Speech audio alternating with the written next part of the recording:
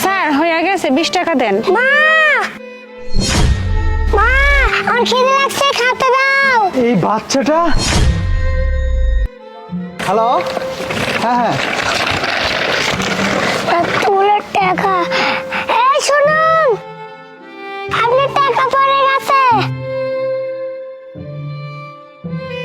আরে এই টাকাগুলো তো আমারই। এই বাচ্চা এতগুলো টাকা পায় আমারে দিতাছে। নিশ্চয় এটা ফ্যামিলির শিক্ষা। এত সৎ ওর ফ্যামিলি।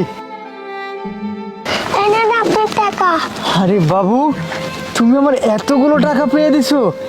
আচ্ছা দাঁড়াও, তোমাকে আমি এখান থেকে কিছু টাকা দিচ্ছি। আর তুমি তো অনেক সৎ দেখতেছি, এতটুকু মানুষ কি সৎ। আচ্ছা তোমাকে আমি কিছু টাকা দিচ্ছি। হ্যাঁ, না না না না, আমার লাগবে না টাকা। আরে বাবু, তোমাকে আমি যত দেখছি ততই মুগ্ধ হচ্ছি। কি শিক্ষা ফ্যামিলির, মাশাআল্লাহ। আচ্ছা বাবু, তুমি কি কিছু খাবে? না। আচ্ছা ঠিক আছে, তুমি ভালো থেকো। হ্যাঁ, তার মানে এই সন্তান আমার। প্রিয়া, তুমি? আরে তুমি এখানে মচিগিরি কাজ করতেছো মানে? বাবা ইরফান।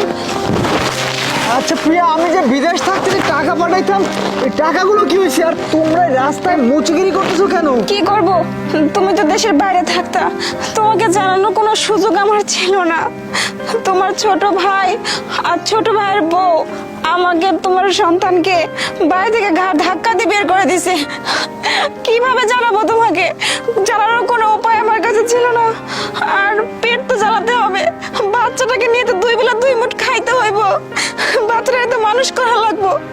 এর জন্যই বাধ্য হইয়া মুসিগিরি করতেছি। কিন্তু প্রিয়া, আমি যে মাসে মাসে টাকা পাঠাইতাম, ওই টাকাগুলো কি হতো তাহলে? কষ্টের কথা আর কি বলবো, তুমি বিদেশে যাওয়ার পর থেকে তো আমাদের দুর্দশা শুরু হলো। তোমার ভাই বলে যে তুমি নাকি বিদেশ থেকে টাকাই পাঠাও না, আর যদি আবার টাকা পাঠাও সেসব টাকা দিয়ে নাকি সে অনেক রকম কাজ করে, জমির কাজ করে, সংসারের কাজে লাগায়, নানান ধরনের বাহানা দেয়। একটা টাকাও আমাদের হাতে দেয় না, আমাদের পিছনে একটা টাকাও খরচ করে না। কি করব বলো?